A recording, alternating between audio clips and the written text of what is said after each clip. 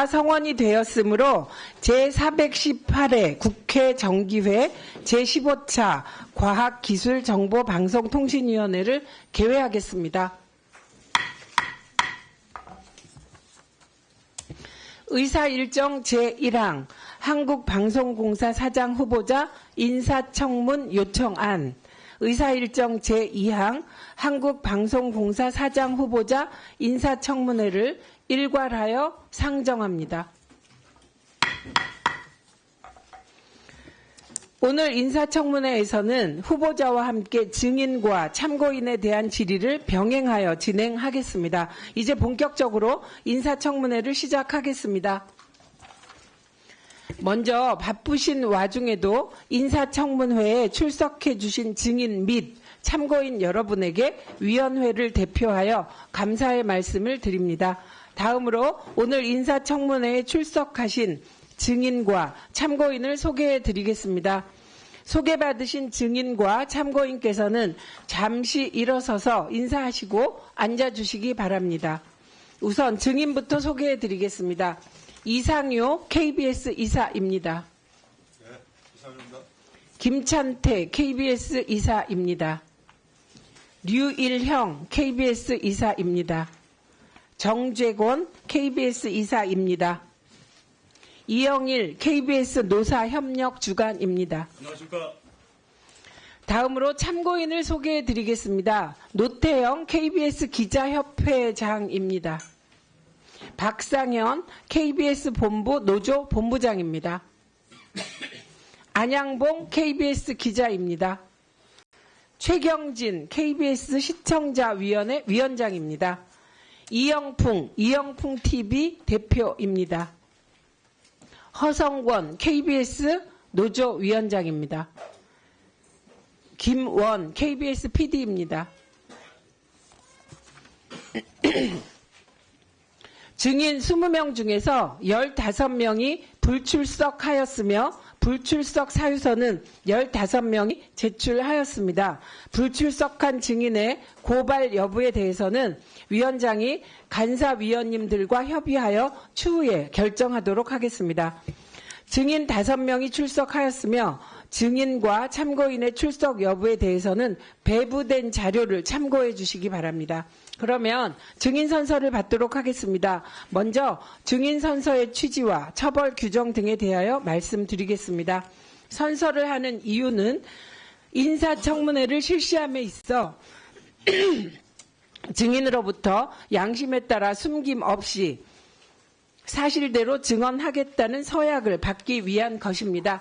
증인이 정당한 이유 없이 선서 또는 증언을 거부하거나 증언을 함에 있어서 국회의 권위를 훼손하거나 위증을 하는 경우에는 국회에서의 증언, 감정 등에 관한 법률 제15조에 따라 고발될 수 있음을 미리 알려드립니다. 선서 방식은 이상효 KBS 이사께서 발언대로 나오셔서 오른손을 들고 선서를 해주시고 선서가 끝나면 선서문에 서명해 위원장에게 제출해 주시기 바랍니다. 다른 증인께서는 그 자리에 일어나셔서 오른손을 들어주시면 되겠습니다.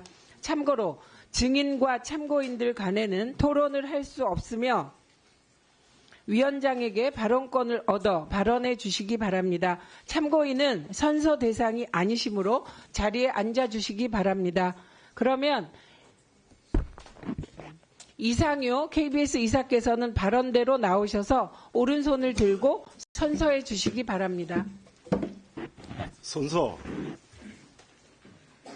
본인은 국회가 실시하는 한국방송공사 사장 후보자 박장범 인사청문회와 관련하여 과학기술정보방송통신위원회에서 정언을 함에 있어 국회에서의 정언 감정 등에 관한 법률 제7조의 규정에 의하여 양심에 따라 숨김과 보탬이 없이 사실 그대로 말하고 만일 진술이나 서면 답변에 거짓이 있으면 위정의 벌을 받기로 맹세합니다.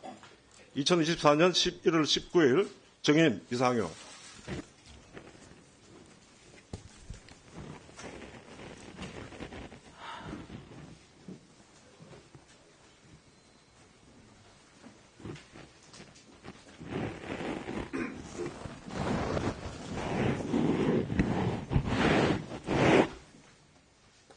증인들께서는 자리에 앉아주시기 바랍니다.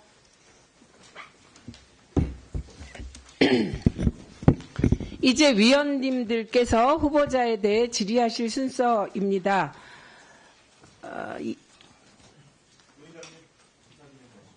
예, 2분 드리겠습니다. 예, 위원장님, 어제 제가 지난 2월 7일 윤석열 대통령 대담 관련해서 받은 문서에 따르면 박장범 후보자와 최재현 통합뉴스룸 국장 간의 입장이 다릅니다.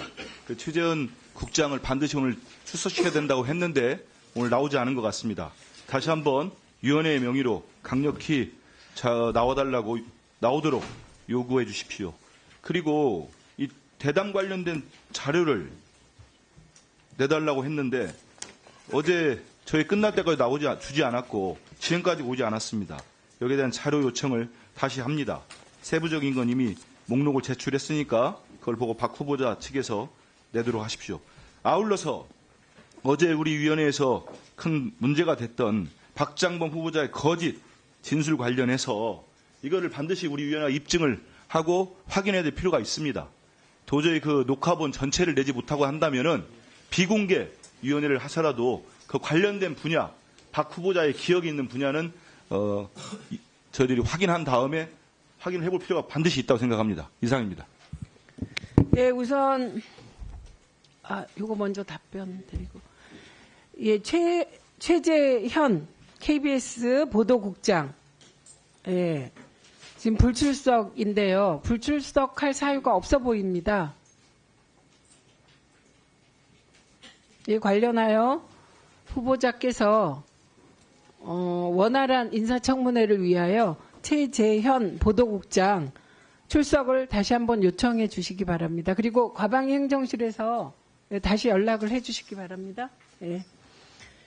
그리고 대통령 대담, 박장범 후보자의 대통령 대담 관련하여 어제 거짓 진술이 있었다는 점은 후보자도 동의한 사실입니다. 그런데 그것이 과연 후보자의 그냥 개인적인 거짓 진술일까? 그럴 리가 없다라고 생각하여 그 녹화본에 혹시 있어서 후보자가 착각한 게 아닐까? 예, 그래서 위원님들께서 그 녹화본에 관련된 부분만 제출해 주시길 요청드렸죠. 예, 그런데 거부하셨죠. 제작 자율성을 이유로. 근데 그에 대하여 한민수 위원님이 추가로 제안하신 겁니다. 해당 부분을 위원회를 비공개로 돌려서 그 부분만 여야 위원들이 확인하자. 이런 요청을 하신 것이죠? 네, 맞습니다. 예. 이 부분은 여야 합의가 필요하므로 간사님의 의견을 듣겠습니다. 예, 2분 드리세요. 예, 1일 간사들이 경남 산청함양가창합천의 신성보 위원입니다.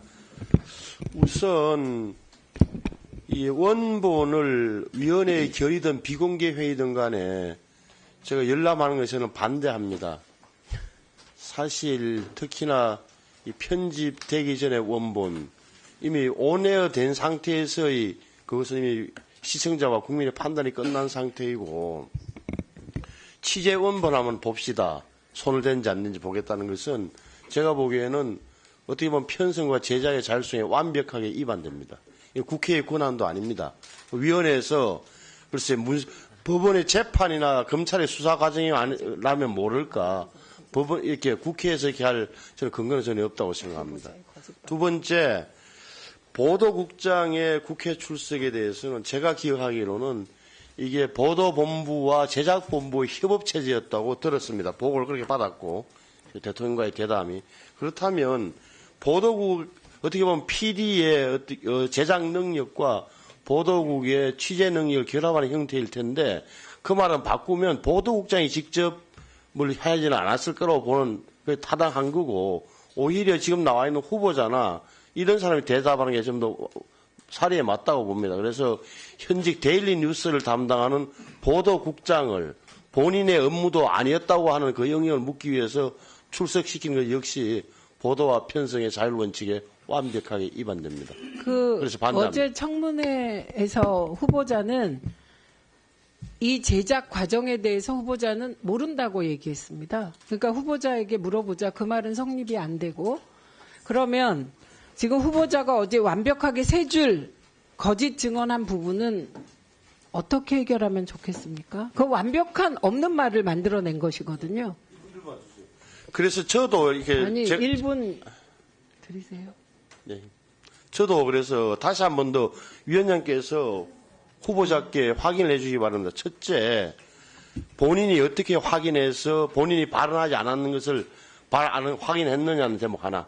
완벽한 착각이었다고 했고 사과하고 자기가 주장을 거둬들였다는 부분도 한번 전제로 하시고, 그래서 어떻게 확인했느냐는 부분을 확인해 주시고, 두 번째는 이게 그런 KBS 외부 제작사가 붙었다 하더라도 제가 알고 있는 상식으로는 외부 제작사에서 편집하더라도 KBS PD가 뒤에서 지켜보고 오버뷰를 한다면 리뷰를 해야 되고 이런 과정을 거쳤는지, 실제로 외부에서만 편집됐는지 KBS 내부 편집실이 됐는지를 확인해 주시기 바랍니다. 저는 그거 확인만 된다면 어제 후보자의 발언을 둘러싼 논쟁은 저는 종식된다고 봅니다. 아니 후보자가 어제 정확히 후보자 발언은 이겁니다. 여당 질문 바로 다음에 야당은 줄기차게 사과를 요구한다.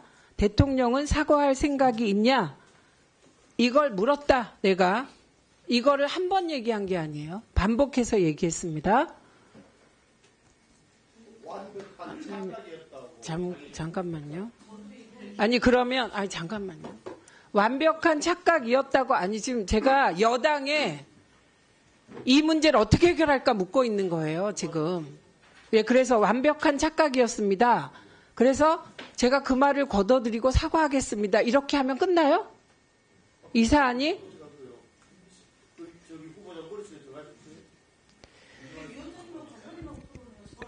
아니에요. 지금 그 말은 삭제고요. 기다리세요. 김현 의원, 자, 여기까지 확인하고, 저는 지금 확인한 겁니다. 여당은 지금 김현 의원님, 간사님이, 최영두 간사님이 안 계시니 지금 대안을 제시하라고 얘기했더니 대안으로 본인이 어떻게 해서 그런 착각의 말을 했나 다시 확인하고 완벽한 착각이라 걷어들이고 사과하면 되지 않느냐, 이걸 대안으로 낸 겁니다. 예, 김영 간사님 2분 드리겠습니다. 지금 신성범 의원님께서 말씀하신 거는 지금 박장범 후보의 답변에 대한 해결책인데요. 사실은 이거의 출발은 박정훈 의원이 질문한 내용이에요. 박정훈 의원이 어떻게 질문했냐면, 야당에서는 줄기차게 뭐라고 얘기하냐면, 인사청문회 출석했는데 명품 가방 수수 의혹과 관련해서 김 여사께서 사과하실 생각이 있는지도 질문했으면 좋겠다는 질문 내용이었어요. 거기에 대한 답변이, 야당에서는 줄기차게 사과를 요구한다. 대통령은 사과할 생각이 있느냐라고 당연히 물어봤고, 그 당시만 해도 대통령은 사과를 안 했고 재발 방지를 약속하는 수준에서 답변이 나왔다. 이겁니다. 이 질문의 답변이에요. 그렇기 때문에 사과하실 생각이 있는지도 질문했으면 좋았겠다의 답변이 질문했다라는 거예요. 근데 이거를 가지고 기억이 잘못됐다. 이것도요, 사실은 제가 지적을 하지 않았으면 그냥 넘어갈 사안이었어요. 근데 제가 스크립터를 보고 있었기 때문에 그 질문 내용이 없어요. 그래서 제가 2월 7일 날 방송된 분과 2월 4일 날 녹화된 분의 차이로 인해 발생할 수 있는 기억의 오류일 가능성이 높기 때문에 문제 제기를 한 겁니다. 왜냐하면 저희가 질문했는데 답변을 그렇게 한 게 아닙니다. 책임 있는 여당, 집권 여당에서 질문한 내용에 대해서 답변을 그렇게 한 겁니다. 박장범 후보가. 그래서 이 문제가 심각하다는 점이에요. 그래서 기억이 잘못됐다는 얘기를 입증해야 된다. 기억이 잘못된 것이 아니라 기억이 잘못된 것으로 이해해달라라고 얘기하는 부분이 정말 기억이 잘못된 건지, 아니면 기록되어 있는데 기록된 것을 감추려고 기억이 잘못됐다라고 얘기하는 것인지. 네, 그래서 지금 야당 쪽에서는 박장범 후보자의 거짓 진술이 단지 본인의 착각으로 비롯됐다는 것을 증명하라는 거예요. 그 증명 방법으로 대통령 대담 녹화본을 제출하라니까 안 하겠다고 버티니까 그러면 그 해당 부분만이라도 비공개 상태에서 여야가 같이 보자. 지금 이 제안을 여전히 하는 것이죠, 김영 간사님? 네, 노정면 의원님 2분 드리겠습니다. 믿고 싶습니다.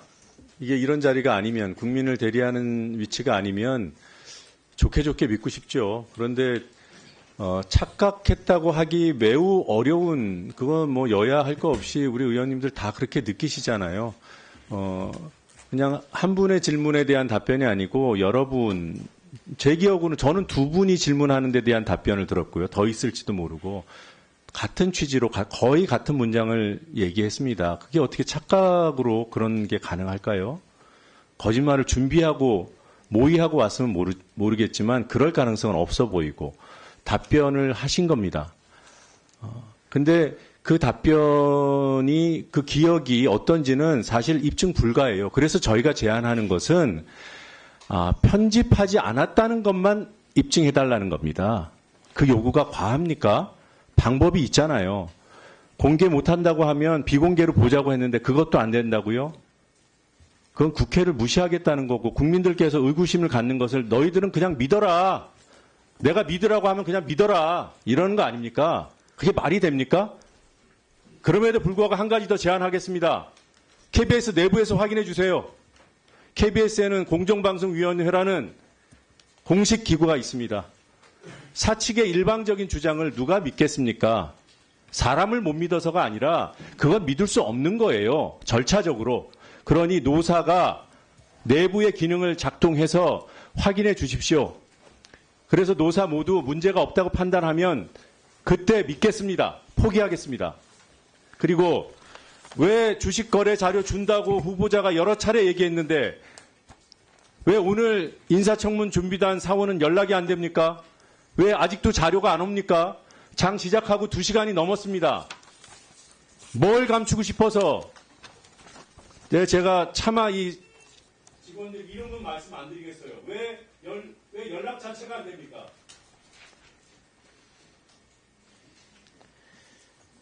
네, 요 부분은 후보자가 빨리 답변을 해주셔야 될 것 같은데요. 어저께 늦은 시각에 이 관련 요구가 나왔습니다. 그때는 주식장이 마감된 때였어요. 그래서 오늘 9시에 장이 열리면 어제 달라고 했던 후보자의 주식거래 내역부터 달라고 했죠. 거기에 IP 주소는 본인이 확인할 수 있으니 근무 시간 중에 얼마나 많이 주식거래를 했느냐를 확인하기 위하여 IP 주소를 달라고 했습니다. 예, 제한적으로 그걸 확인하기 위해서. 그래서 어제 저는 긍정적으로 답변하는 것으로 들었습니다. 근데 아직 자료가 안 왔다네요. 요거 답변해 주십시오. 제가 오전에 보고받기로는요. 제 계좌 주식은 전부 다 제공하라고 지시를 했고 예.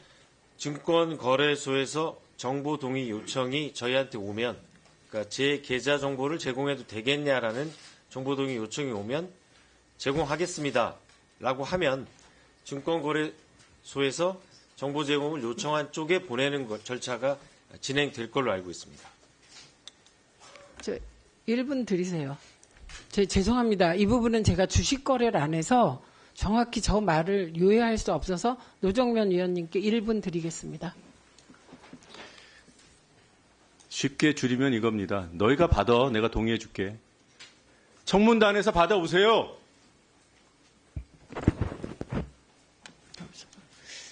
제가 한 가지만 더 여쭙게요. 청문단에서 받을 수도 있는 겁니까? 네, 박영춘 단장님 오셨어요? 네. 청문단에서 받을 수도 있는 겁니까? 1차 제출 때 국회 요구에 대한 정보 제공 동의를 통해서 제출을 했습니다. 그래서 저희가 직접 자료를 취득할 수 있는지는 확인을 좀 해보겠습니다. 아니, 본인은 확인할 수 있어요. 후보자는 네. 확인할 수 있습니다, 본인이. 어제 그 자료 요청에 답변 드릴 때 1차로 국회에서 증권거래소에 요청이 있었고 그때 저희가 후보자 정보 제공 동의를 통해서 제출을 했었는데 추가로 IP 등의 정보를 더 요청을 하셔서 그 부분에 대한 동의를 통해서 제출하는 취지로 답변을 드린 걸로 이해하고 있고요.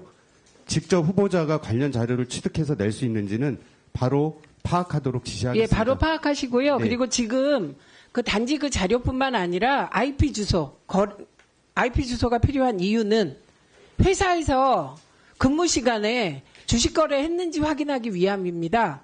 그래서 어제 이 얘기가 다 나왔고 이에 대해서 후보자가 떳떳하실 테니 그거 뭐 못 주실 이유가 없지 않나. 이게 저희들의 생각입니다만 지금 빨리 확인해 주세요. 네, 알겠습니다.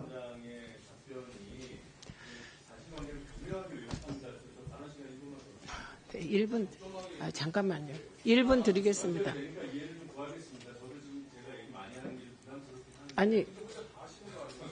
아니 드리겠습니다. 이건 네. 확인해야 합니다. 네, 예. 사안별로 이렇게 접근해 주세요. 네.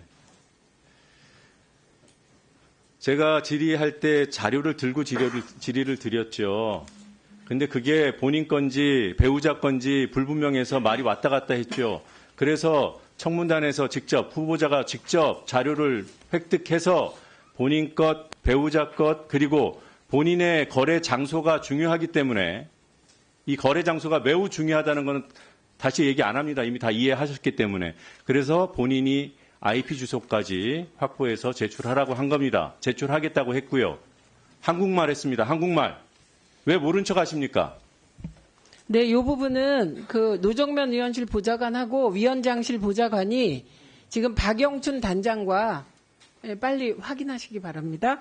그래서 지금 요거만 정리하고 박정훈 의원님 드립니다. 3개의 안이 나와 있는데요. 하나는 국민의힘 간사 대행님은 본인이 완벽한 착각을 했고 걷어들이고 사과하면 되지 않냐. 이게 아니고요. 두 번째, 민주당 쪽에서는 아니다.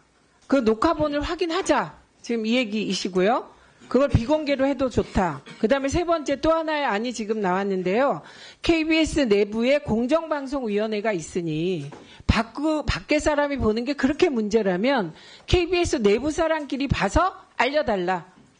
녹화본에 그 박장범 후보자의 여당 질문 바로 다음에 야당은 줄기차게 사과를 요구한다. 대통령 사과할 생각 있냐? 내가 이걸 물었다. 이 부분이 녹화본에 있냐를 내부에서 확인해서 알려달라. 이런 안까지 나온 겁니다. 여기까지 정리하고 박정훈 위원님 의사진행 발언 드리겠습니다. 아니 이게 지금 이제 뭐 별게 나오는 게 없으니까 거짓말 프레임을 또 씌워가지고 이제 후보자의 어떤 자질 이런 것들을 문제 삼으려고 하는 것 같은데 거짓말의 개념 자체를 이해를 못 하시는 것 같아요. 본인한테 유리하기 위해서 내가 그런 얘기 야당이 얘기하니까 물어봤어요 라고 얘기했어요. 본인한테 유리할 것 같으니까 그런 얘기를 했을 수 있어요. 그런 생각이 들었을 수 있습니다. 근데 생각해보니까 그런 얘기가 아니었습니다라고 정리하면 본인이 최초했던 얘기를 그냥 걷어들이면서 본인이 주장했던 자기가 공정한 앵커였다라는 주장 자체를 스스로 허물어뜨린 겁니다. 근데 이걸 더 이상 뭘 입증할 게 뭐가 있어요? 이걸 영상을 본다고 해서 뭐가 새로운 게 더 나옵니까? 본인 스스로가 자기에게 유리하게 말했다는 것을 아니라고 걷어들였는데 거기서 뭘 더 확인하겠다는 거예요. 그리고 이게 착각이라고 분명히 얘기를 했는데 이걸 거짓말 프레임을 씌워서 후보자를 공격하는 것도 저는 과하다고 생각합니다. 거짓말은요. 이재명 대표가 골프 치고 안 쳤다고 하는 게 거짓말이에요. 그런 게 거짓말입니다. 끝까지 재판에서도 인정 안 한 게 거짓말이고요.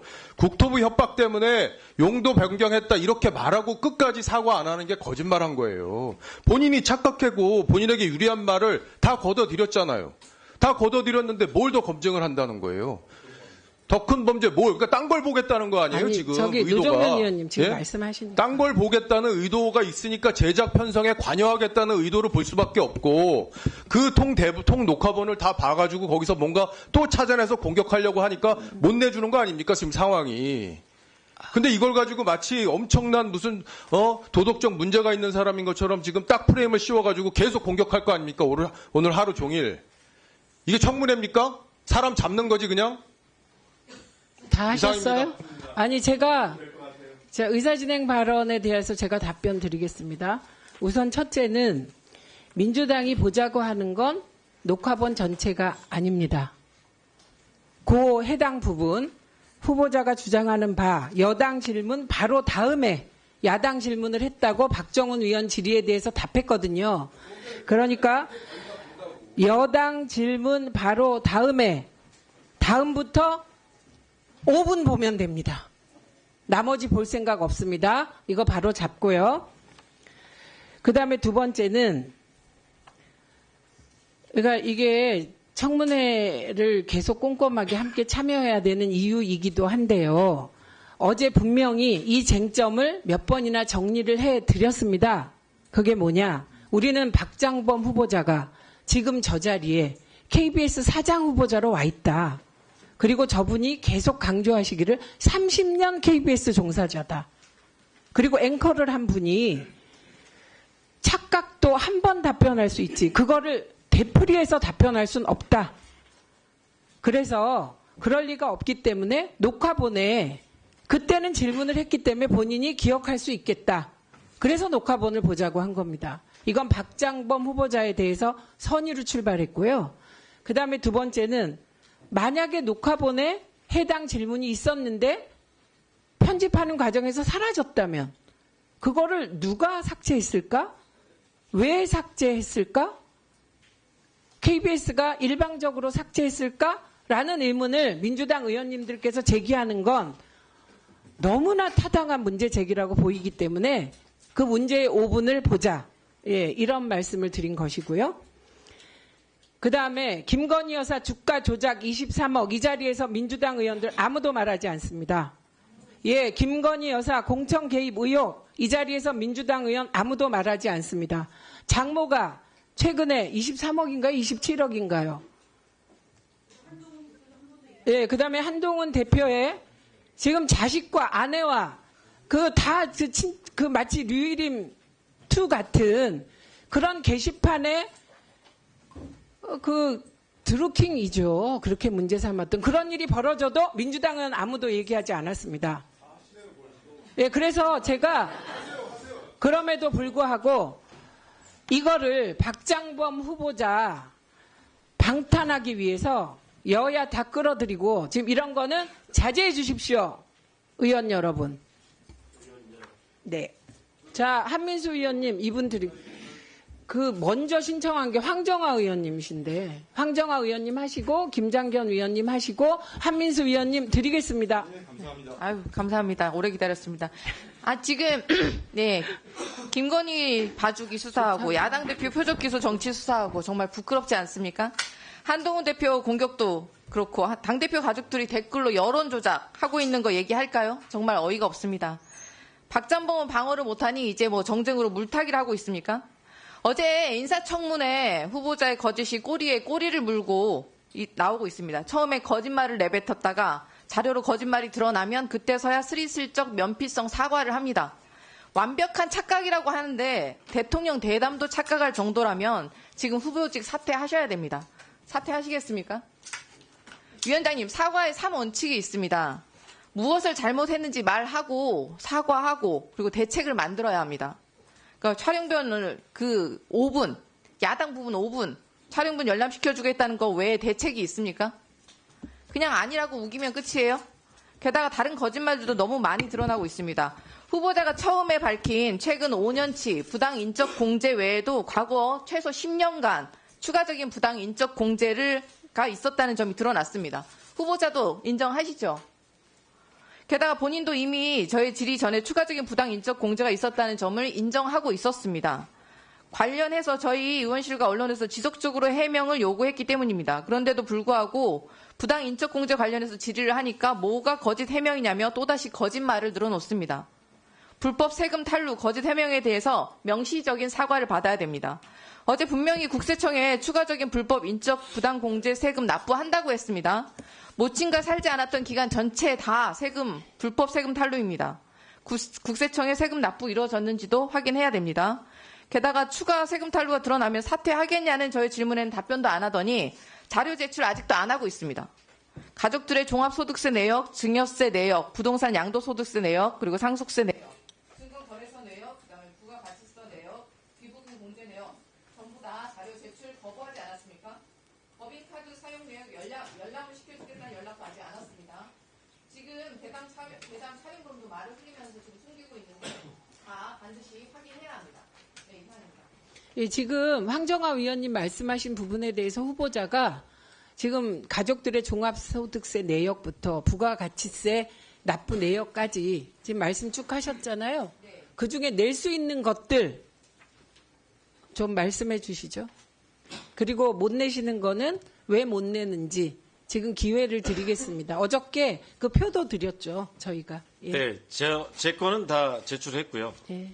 가족 거는 다 성인이고 그래서 제출하지 않는 걸로 말씀을 드렸습니다. 제 거는 다 제출을 했습니다. 근데 가족 중에 최소한 배우자 것은 내는 게 배우자와 합리적이지 이 않나요? 자녀 2명의 건강보험료 납부 내역은 제출한 걸로 알고 있습니다. 이게 지금 그 황정화 의원님이 쭉 요구하신 걸 보면 예를 들면 부동산 거래를 어떻게 했는지 그리고 어떤 그 종합소득이 있는지 등등 확인하고 싶은 거라 저는 자녀에 대해서는 요구하지 않겠습니다. 근데 배우자에 대해서는 내야 할 것 같고요. 그다음에 지금 부모님이 독립생계로 고지 거부하셨죠. 예, 재산 등록 고지 거부. 맞죠? 어머니. 네, 맞습니다. 네. 그런데 소득공제, 인적공제 받은 거잖아요. 그래서 지금 문제가 된 거잖아요. 네. 네. 그러니까 이게 애매해서 그 어머님의 재산 내역도 당연히 궁금해지겠죠. 그러니까 이거는 후보자가 저런 자료 요구를 자초한 면도 있기 때문에 최소한 배우자 것은 내야 하지 않을까요? 왜 못 낼 이유가 혹시 있습니까? 성인이라는 건 뭐 당연히 네, 성인이겠죠. 그래서 자녀들은 요구하지 않겠다.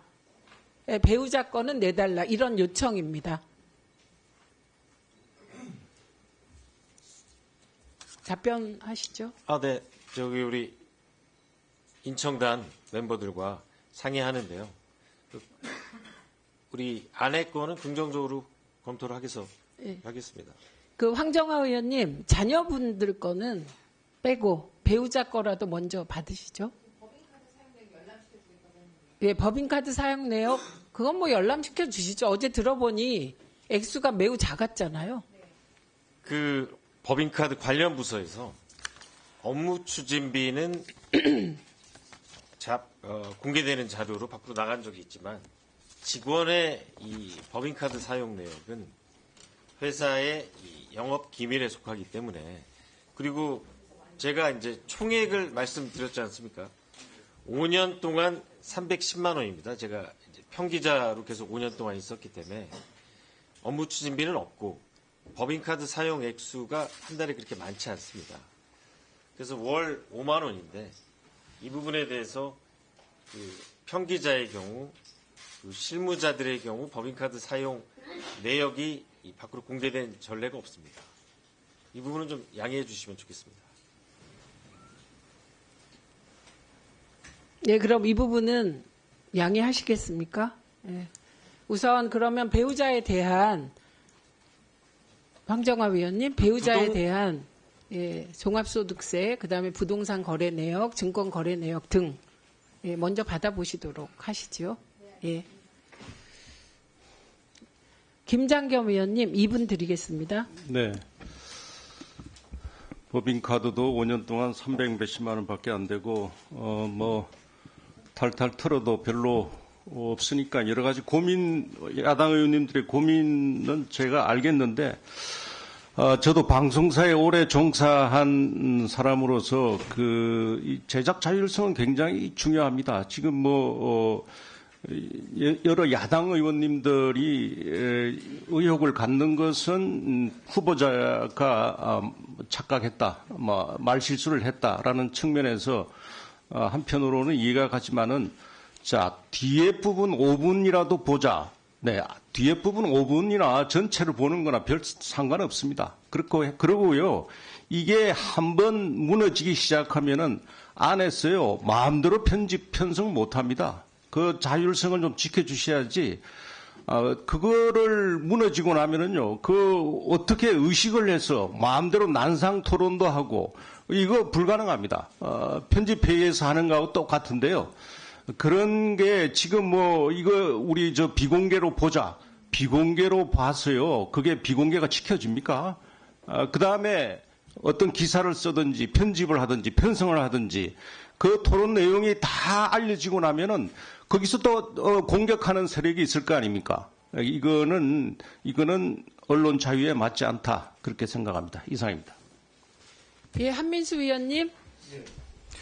서울 강북을 국회의원 한민수입니다. 이게 여당은 뭐 문제 제기를 했는데 가령 착각이나 착오라면은 한 번 정도 그럴 수는 있다고 봐요. 그럴 수도. 근데 이게 수차례 계속적으로 얘기하는 거는 다른 자리도 아니고 대통령이 1년 6개월 만에 국민들에게 소명하는 자리에서 이런 중요한 대담이 있었단 말이죠. 근데 거기를 직접 앵커로서 취재를 하고 대담을 진행한 지금 박장범 후보자가 연속적으로 이런 얘기를 할 때는 뭔가 머릿속에 박혀있는 게 있는 거 아니겠습니까? 그 입장 바꿔서 만약에 지금 여당 의원께서 야당 의원이라면 인사청문 대상자의 그런 발언이 수차례 명확하게 다 있습니다. 내용이 이어졌으면 이거는 거짓 진술이거나 확인이 안 될 경우는요. 그래서 그걸 확인하자는 거가 저는 무리가 전혀 없다고 보고요. 그리고 뜬금없이 지금 가방이 우리 인사청문 자리에서 왜 제1야당 대표를 얘기합니까? 제1야당 대표가 골프 쳤다 안 쳤다 얘기한 적이 없어요. 그거 다 아시지 않습니까? 그 국민의힘 공개한 사진 이게 조작된 거잖아요. 거기에 대한 문제 제기를 했고 백현동 발언은 수개의 발언이 합쳐진 겁니다. 판결로 나왔을 때는. 이거 뭐 2심에 다퉈질 거지만 그래서 저는 이 자리에서 그런 문제가 나오는 게 대단히 부적절하다고 보고 진짜 나왔으니까 한마디 드리면 거짓말은 이런 겁니다. 아내가 대선 후보 때 주식으로 손해만 봤다. 근데 윤석열 검찰에서 지금 한동훈 법무장관 때 20억이 넘는 수익을 봤다는 자료가 났어요. 또 우리 장모는 누구에게 피해 준 적 없다. 뭘 피해 안 줬습니까? 통장 위조로 구속이 됐는데. 또 그리고 우리 아내는 허위 이력, 허위 경력 없다. 뭐가 없어요? 본인이 인정했는데 김건희 여사가. 근데 검찰이 다 불기소 처분했습니다. 무혐의로. 이런 거짓말들입니다. 이게. 이런 거짓말들이 불과 0.73으로 정권 잡았다고 이렇게 하는 겁니다. 거짓말이 소문이 되겠습니다. 네. 지금 후보자가 그 없는 말을 만들어내서 한 번도 아니고 여러 차례 답한 부분에 대한 해결책으로 여러 가지가 나왔는데요. 마지막 부분 한번 확인해 보겠습니다. 박상현 참고인 나오셨나요? 네. 박상현 참고인, 노정면 위원님이 제안하신 KBS 내부에서 그 부분, KBS 내부에서 그 문제되는 부분, 여당 질문 뒤에 야당 질문이 있었나, 그게 공방위에서 확인하자. 이 제안을 받아들이실 의향이 있으십니까? 수차례 말씀을 드렸었는데 지금 저희 조합의 요구에도 불구하고 사측에서 공방위를 열고 있지 않는 상황이기 때문에 사실 이 부분은 저희가 하겠다라는 것보다 사측이 의지가 있는지가 그게 좀 더 중요할 것 같습니다. 예, 알겠습니다. 그 박장범 후보자, 이건 박민 사장께 요청해야 되나요? 현 사장이니까? 그렇게 되나요? 그 박장범 후보자는 만약에 이런 공정방송위원회를 열어서 노정면 위원님 제안을 받아들일 의향이 있습니까? 내부잖아요. 그건 밖으로 유출 안 되고. 공방위 사안에 대해서는 제가 사실 답변을 할 수가 없는 위치에 있습니다. 네, 박민 사장이 하셔야 되는 거죠? 네, 현재는. 네. 네, 여기까지 확인. 취임하나요? 이제 가정으로 질문 드릴까요? 취임한다면 우리 행정실.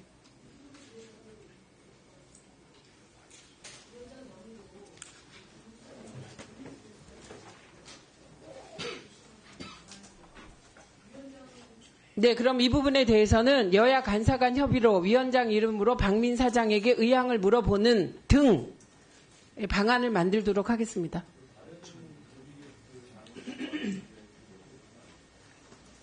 지금 누가 나와 있죠?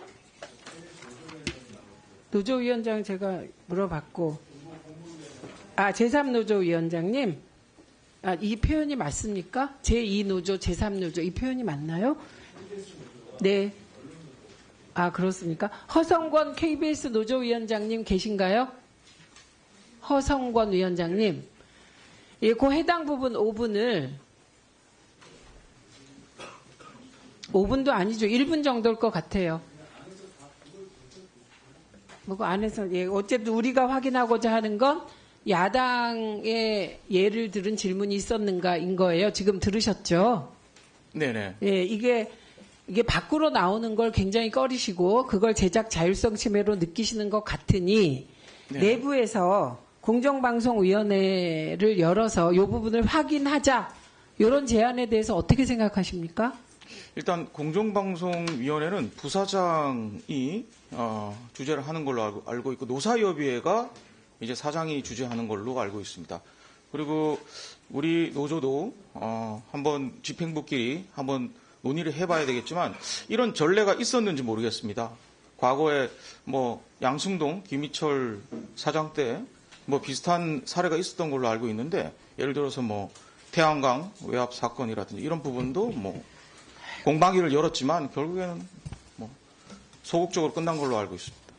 아니 이거는 사장 후보자가 국회에 와서 없는 말을 만든 건 정말 초유의 사태입니다. 여러 번. 예, 알겠습니다. 예. 1분 드리겠습니다. 이 대통령과의 대담에 앵커가 진행을 했는데 이전에는 TV의 경우, 텔레비전의 경우에 다 생중계가 됐어요. 이번이 유일하게 녹화로 해서 그것도 녹화를 2월 4일 날 하고 그다음에 2월 7일 날 방영을 한 거거든요. 그 과정에 손을 탈 수도 있다라는 그런 의혹 때문에 생성된 건데 그 생성된 배경에는 원인 제공자가 지금 후보자라는 겁니다.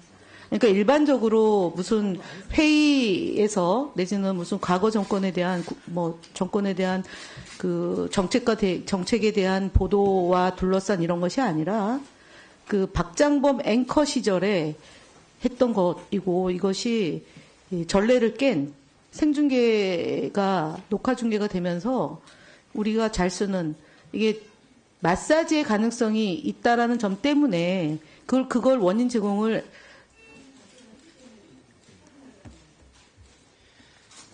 네. 이제 위원님들께서 후보자에 대해 질의하실 순서입니다. 질의 순서에 따라 주질의 시간은 10분으로 하겠습니다. 질의 시간에는 후보자와 증인 참고인에 대한 질의 답변 시간이 포함되며 원활한 회의 진행을 위해서 발언 시간을 준수해 주시기 바랍니다. 이상휘 위원님부터 시작하는 거 맞아요? 예, 이상휘 위원님 질의해 주십시오. 예, 극한 직업 과방위원 포항남 울릉의 이상입니다. 너무 오래 기다려서 제가 뭐 좀 외워놨는데 다 잊어버렸습니다. 박정무 후보자님, 네. 지금 공영방송 사장으로서 자격 검증하고 계신 거 아시죠? 네. 예, 이틀 동안인데 오늘이 이제 이틀째입니다. 저는 질의에 앞서서 우리 박장범 후보자님께도 들으실 필요가 있었을 같은 얘기라서 말씀을 드렸는데 쭉 지금 이야기를 들어보니까 뭐 그런 것 같습니다. 우리 좀 큰 이율배반에 들어있지 않나라는 생각이 들었어요. 개인적인 사견으로 말씀을 드리자 그러면은 우리는 과학정보방송통신정보위원회에서 방송의 자율성과 독립성, 객관성을 이야기하고 앞으로 공영방송으로서 어떻게 해나가야 될 방향 이런 것을 발전적으로 모색하는 그런 일들을 하고 있습니다. 그런데 가만히 보면은 이 방송에 대한 객관성과 자율성, 독립성을 이야기하면서 굳이 왜 정치권에서 여야가 청문회를 해야 되느냐. 여기에 사실 좀 본질적인 물은 좀 있습니다. 2014년도부터 KBS 사장도 여기에 청문회에 참여를 해야 된다 해서 그렇게 만들어진 것입니다만 이러한 논제는 우리가 꾸준히 의문을 가져봐야 될 문제가 아닌가라는 생각이 들고요. 왜냐 그러면은 우리가 방송에 대한 객관성을 이야기하고 독립성을 이야기합니다만 지금도 계속해서 대두가 되고 있는 것이 편집에 대한 자율성 침해, 편성에 대한 독립성 침해 등등을 지금 이야기하고 있단 말이죠. 그렇게서 봤을 때 우리는 어쩌면은 방송에 대한 발전적 방향을 이야기한다면서 다른적으로는 방송을 장악하는 그러한 이중적인 모순, 그런 이율배반적인 구조를 가지고 지금 이야기하고 있지 않나 이런 생각이 들어서 지금 이야기를 드리는 겁니다. PPT 하나 띄워주시죠. 청문회는 많은 문제점이 있습니다만은 한자가 이야기하듯이 그 의미가 들을 청, 들을 문입니다. 질문은 짧게 하고 대답은 길게 듣는 게 원래 청문회예요. 그런데 대한민국 청문회가 참 이상하게 되다 보니까 이렇게 된 겁니다. 청문회는 수사가 아니고 듣는 겁니다. 조사가 아닙니다. 과거에 이 청문회 관련해서 문재인 정부는 기존 5대 인사 원칙이 있었죠. 병력 기피, 세금 탈루, 불법 재산 증식, 위장 전입, 영구 부정 행위, 그리고 성범죄와 음주운전을 포함한 7대 인사 원칙 발표했습니다. 혹시 기억하십니까? 네, 기억합니다. 하나 더 첨언해서 말씀을 드리자면은 문재인 정부 때 임명된 양성동 전 KBS 사장 당시에 참 시끄러웠습니다. 이게 세금 탈루, 이게 다운계약서죠. 연구 부정행위, 석사 논문 표절이었습니다. 성관련 범죄 얘기도 있었죠. 부하 직원들 간 성폭력 사건 무마 의혹 이거였는데 논란이 많았습니다. 뭘 채택이 안 됐죠. 그렇죠. 임명됐습니다. 김희철 KBS 전 사장 이분도 세금 탈루입니다. 다운계약서, 위장 전입. 이 기준 미달 사례라 그래서 그 당시도 굉장히 시끄러웠습니다. 역시 청문 보고서 채택 안 됐습니다. 기억하십니까? 네. 임명됐죠. 제가 이 말씀을 드리는 것은 지금 7대 인사 원칙이 떴습니다만은 오늘 우리가 인사청문 과정에서 여기에 해당되는 것이 또 어떤 것이 나타날지 모릅니다. 성심성의껏 답해 주셔야 되고 어제도 말씀을 드렸습니다만은 공영방송의 수장이 되려는 우리 후보자십니다. 그렇기 때문에 이러한 것들은 좀 인내하기 힘든 얘기가 나온다 하더라도 여기에 대해서 성실하게 답변해 주시는 게 저는 맞다 이렇게 봅니다. 알겠습니다. 그렇게 하시겠죠? 예. KBS 수익성 이야기 좀 해볼게요. 지난해 KBS 수익성 지표 낙제점 아시죠? 네. 좀 심각합니다. 화면을 보시면은 아시겠습니다만은 지상파 3사의 수익성 지표 비교해 볼 때 MBC, SBS보다 많이 떨어집니다. 2021년 이후 2022년, 23년 모두 적자입니다. 이게 SBS와 MBC는 반면에 수익은 낮지만은 여전히 흑자예요. 이게 좀 자존심 상하는 얘기 아닙니까? 그죠? 네. 어느 정도는 좀 밸런스를 맞춰줘야 되는 건데 여기 우리 후보자님의 묵은 짐이 여기 있는 겁니다. 먹고 사는 문제로 해결해야 정치도 잘 되고 기업도 잘 되는 거 아닙니까? 네. 위기라고 보는데 문제가 어디 있다고 생각합니다. 3사 가운데 유달리 KBS만 뒤처지는 이유. 네, 사실 저희가 의원님 지적하신 대로 적자가 계속 나는 것은 문제가 있다고 분명히 인식하고 있습니다. 수신료 수입이 흔들리기 전부터 이렇게 적자가 났는데 사실 컨텐츠 경쟁력이 좀 뒷받침돼야 시청률이 잘 나오는 드라마, 예능 프로그램이 좀 나오면 광고 수입이 또 따라서 증가하는 효과가 있는데 그리고 또 컨텐츠 재판매하는 수익까지 같이 동반 상승하는 효과가 있는데 그 부분이 최근 몇 년간 가장 아쉬운 부분으로 지적되고 있습니다. 이게 뭐 노력한 건 뭐 여러 가지 눈물겨운 고군분투기가 좀 있긴 합니다. 예전에는 이게 KBS 주말 드라마 이게 대단했습니다. 뭐 저도 기억이 있습니다만은 이게 일종의 KBS 주말 드라마는 문화로 이야기까지 됐었습니다. 그 정도로 뭐 전성기에 있었는데 이 첫사랑 같은 옛날 드라마인데 최고 시청률이 65.8%, 뭐 젊은이 양지 62.7%, 이게 어마어마한 겁니다. 물론 당시의 미디어의 환경 자체는 뭐 그럴 수 있다고 보죠. 지금은 워낙 다매체 시대고 다문화 시대이기 때문에 뭐 그렇습니다만은 어쨌든 지금 이 과거 시청률 30%를 기본으로 잡던 주말 드라마 이제는 그 20%도 안 넘는다 그러더라고요. 요즘은 13에서 15% 나옵니다. 예. 근데 이게 이제 최고 시청률 기준이라서 좀 더 낮다는 얘기도 있던데. 평균 시청률이 이제 20%가 안 나오고요. 13%에서 15%가량 나옵니다. 예. 이게 지금 그 미니 시리즈 같은 경우에는 KBS 월화 드라마로 편성된 드라마가 1, 2% 시청률. 하반기 부활했던 수목 드라마 최고 시청률은 5%도 안 됐다. 다 알고 계십니까? 네. 참 이게 심각한 문제가 아닌가 생각이 드는데, 물론 지적하셨다시피 OTT라든가 유튜브 이런 매체의 발전 이런 것도 큰 영향이 있었겠습니다만은 매개퇴직, 예산 부족, 이게 월급 주기만 급급한 상황이다 이거죠. 그래서 경쟁력 갖춘 양질 콘텐츠가 탄생하기 어렵다. 그래서 시청률 떨어진다. 이 얘기에 대해서는 어떻게 보십니까? 이 지적은? 네, 그런 구조적 문제가 있습니다. 하지만 저희가 이제 컨텐츠에 선택과 집중을 될 만한 프로그램에는 과감하게 투자를 하고, 그렇지 않은 프로그램에는 이렇게 생산성을 최대한 맞추는 이중 전략을 취하려고 합니다. 그런데 지금 뭐 말씀을 들으면은 뭐 좋게 들리긴 합니다만 KBS 사정이 워낙 복잡해서 이게 제대로 그 능력이 발휘되실지 나 사실 좀 의심이 좀 많이 들리긴 합니다. 주말 드라마 있습니까? 네. 주말 드라마 있습니까? KBS에? 네, 지금도 하고 있습니다. 지금 주말도 하고 있습니까? SBS, MBC는 없죠? 네, 없습니다. 네, 없죠.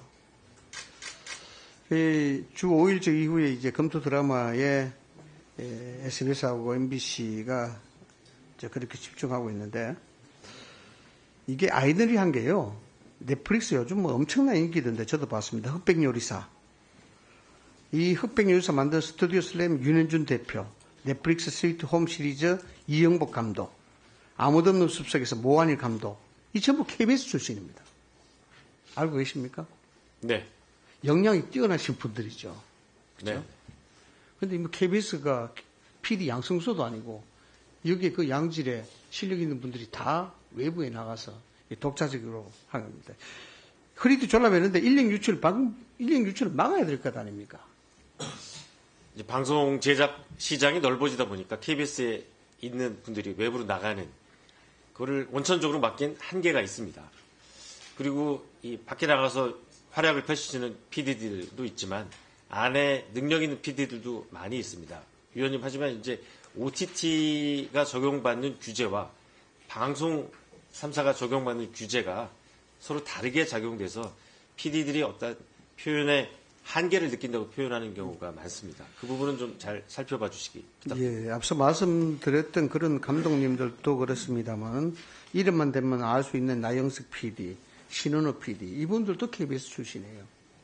네. 쟁쟁한 분들 그 KBS 다 있었습니다. 지금 다 빠져나왔습니다. 수신료 줄고 광고 매출 줄고 진퇴 양난인데 인건비와 제작비는 점점 늘고 있고 뭐 거기다 또 외주 제작비도 엄청나지 않습니까? 이 양질 컨텐츠 얘가 나올 수 있겠습니까? 이 공장으로 따지면 제품인데. 네, 상당히 어려운 상황인 건 맞는데요. 그래도 또 이 KBS에 남아 있으면서 공영성 있는 프로그램을 만들고자 하는 PD들이 상당히 많이 있습니다. 그런 분들에게 좋은 기회가 갖고 있으면 집중적으로 투자를 해서 좋은 작품이 나오도록 노력하겠습니다. 황정아 위원님 질의하십시오. 네, 대전 유성을 황정아 의원입니다. 박정봉 후보자, 아까도 제가 말씀드렸는데 사과의 3원칙 알고 계시죠? 네. 네. 잘못된 것에 먼저 동의하고 그리고 사과를 한 다음에 조치할 행동을 마련해야 합니다. 윤석열 대통령의 대국민 담화도 도대체 무엇을 사과하는 것이냐. 담화가 아니라 대국민 담화, 담이 온다. 비판이 나오고 있습니다. 알고 계시죠? 어제 인사청문회 후보자의 거짓이 꼬리에 꼬리를 물고 있습니다. 처음에는 거짓말 내뱉었다가 자료가 드러나면 거짓말이 드러나면서 그때서야 슬쩍 면피성 사과를 합니다. 어제 제가 추가적인 부당 인적 공제에 대해서 말씀드렸고 사실이 드러나자 사과는 하겠다고 했는데 무엇을 위한 사과인지 저는 전혀 이해가 안 가서 질의 다시 드리겠습니다. 후보자가 처음에 밝힌 최근 5년치 부당 인적 공제 외에도 과거 최소 10년간 추가적인 부당 인적 공제가 있었다는 점 인정하시죠? 네, 인정합니다. 네, 어제 국세청한테 문의해 추가 납부하겠다라고 말하셨습니다. 그렇게 말씀하셨죠? 네. 네, 최소 10년간 인사청문회에서 드러나기 전에는 밝히지 않았던 부당 인적 공제 세금 탈루가 있었다. 맞습니까? 네. 네. 두 번째, 본인도 이미 저희 질의 전에 추가적인 부당 인적 공제가 있었다는 점을 인지하고 있었습니다. 관련해서 저희 의원실과 언론에서 계속해서 이야기를 했고 해명을 요구했기 때문이고, 그런데도 불구하고 부당 인적 공제 관련해서 질의를 하니까 뭐가 거짓 해명이냐 그러면서 또다시 거짓말을 늘어놓습니다. PPT 한번 보시죠. 거짓말이 아닌 게 없습니다. 국민 앞에 거짓으로 해명한 것들은 사과하셔야겠죠. 대통령 대담은 촬영본도 공개하지 않고 기억의 오류다, 완벽한 착각이다 라고 사과하시더니 대놓고 드러난 거짓 해명은 사과 안 하십니까? 이 부분들 다 사과하십니까? 황 의원님, 제가 이 첫날에 연말정산 소득공제를 하면서 가족공제에 제 어머님이 등록돼 있었는데 그 부분이 잘못됐다는 점을 이번 청문 준비 과정에서 인지했고 바로 신고해서 국세청에서 발부받은 체납 금액에 대해서 납부했다고 말씀드리면서 그 외에 추가로 드러난 부분에 대해서도 납부하신다는 얘기신 거고요. 네. 예, 10년치. 네네. 그 이전치도 사실 더 있을지도 모르는데. 네, 다 국세청에서 지금 확인하고 있는 걸로 알고 있고요. 사실관계를 제가 인정하고 사과 말씀을 첫날부터 드렸습니다. 말씀하신 것처럼 어제 분명히 국세청에 추가적인 불법 인적 부당 공제 세금 납부한다고 하셨습니다. 모친과 살지 않았던 기간 전부 다 부당 인적 공제에 해당합니다. 그 세금 아직 납부 안 하셨죠? 네, 지금 아마 고지서가 나오면 바로 납부하겠습니다. 게다가 이제 추가 세금 탈루가 드러나면 사퇴하겠냐라는 질문에는 답변 안 하셨는데 자료 제출은 아직 안 하고 계시고, 아까 제가 말씀드렸던 가족들 소득세 내역, 증여세, 부동산 내역 이런 것들 자료 제출은 거부하고 계셨죠. 법인카드 사용 내역 연락은 또 안 시켜주고 계시고, 평사원은 해준 전례가 없다 이렇게 말씀하시고, 혹시 2009년 천성관 검찰총장 후보자 아십니까? 네, 이름은 들어봤습니다. 2010년 김태호 국무총리 후보자는 어떻게 되었는지 아십니까? 네. 2013년 김병관 국방부 장관 후보자는 어떻게 되었는지 아십니까? 2014년 정성근 문체부 장관 후보자는요? 문재인 정부의 조대엽 고용노동부 장관 후보자 아십니까? 다 거짓말 위증으로 낙마한 공직 후보자들입니다. 거짓말, 위증, 과거 정부에는 주요 낙마 사유였습니다. 이제는 거짓말이 드러나도 사과도 제대로 안 하고 국민이 엎드려 절받듯이 사과받아야 하는 괴기한 정권이 되었습니다. 김건희 여사는 마치 잔다르크처럼 정치 공작의 희생자로 만들어 놓고 500만 원짜리 금품은 조만한 인사치레로 꾸미고 놓고 갔다, 부부싸움 했냐라는 말로 국민을 조롱하는 박장범 후보자. 이미 낙마 사유가 차고도 넘칩니다. 권력에 아부하며 받은 자리니 그 어떤 거짓말도 상관없다. 나는 윤석열 대통령과 김건희 여사만 지키면 된다. 이런 뜻 아닙니까? KBS가 김건희 브로드캐스팅, 권력의 애완견으로 전락했다는 비판 부끄럽지도 않습니까? 박장범 후보자의 그 알량한 단어 선택, 쪼만한 그 안에 담겨있는 맥락을 국민이 모를 것이라고 생각하십니까? 공정하고 중립적인 방송이요? 지나가던 소도 웃을 일입니다. 박장범 후보자 행간을 읽다. 영어로는 read between the lines. 무슨 뜻인지 누구보다 잘 알고 계시려 생각합니다. 직접 드러나지 않은 숨은 뜻을 파악한다. 맞습니까? 네. 박민 사장 취임 이후에 KBS의 행간을 읽어보면 아주 처참합니다. KBS 행간은 김건희 브로드캐스팅이 아니면 융비여청가 아니면 땡윤 뉴스 뿐입니다. 언론의 제1책무인 권력에 대한 견제는 전혀 없고 오히려 권력을 찬양하는 기사로 도배가 되고 있습니다. 직접적인 말로는 대통령과 김건희 여사에게 충성한다 이렇게 내뱉지는 않았습니다. 근데 행간과 행동으로 그 누구보다 더한 간신이 되어버렸고 그 스스로 방증을 하고 있습니다. 대외비로 관리하고 한국석유공사 직원들은 모른다라고 했던 대왕고래, 대통령이 직접 발표하셨던 대왕고래 어떻습니까? KBS는 발표 당일에 뉴스에 무려 10꼭지, 산유국이라는 표현까지 동원하면서 1,365초를 할애하고 산업부 장관까지 초청해서 인터뷰를 했습니다. 그런데 본격적인 검증의 뚜껑을 열어보니 어땠습니까? 사자한테 속은 것 아니냐, 가능성이 불확실하다는 비판만 나오고 있지 않습니까? KBS는 또 이런 비판들 앞에서 눈을 가렸습니다. 윤석열 대통령이 인구 국가 비상사태를 선언하고 정부가 저출생 비상대응 체제를 가동한 다음 날 KBS는 저출생 위기대응 방송 주간에 나서더니 예능까지 총동원해서 꽃길을 깔아주었습니다. 윤석열 대통령이 우크라이나에 살상 무기를 지원할 수 있다는 첫 공식 언급이 나온 10월 24일 직후에 한국 갤럽등 여론조사에서 국민의 80% 가까이가 군사적 지원에 반대한다라는 조사가 결과 나왔습니다. 10월 31일 KBS는 젤렌스키 인터뷰를 톱뉴스로 내보냈고 북한군 러시아 파병을 주요 이슈로 다루고 무려 7곡지 889초를 안보 문제에 할애합니다. 안보 이슈를 부각하는 데 총력을 다합니다. 게다가 당일에는 윤석열 대통령이 김태선이 경선 때부터 열심히 뛰었으니까 김영선이를 해줘라. 명태균 씨와 직접 통화한 녹취록이 공개된 날입니다.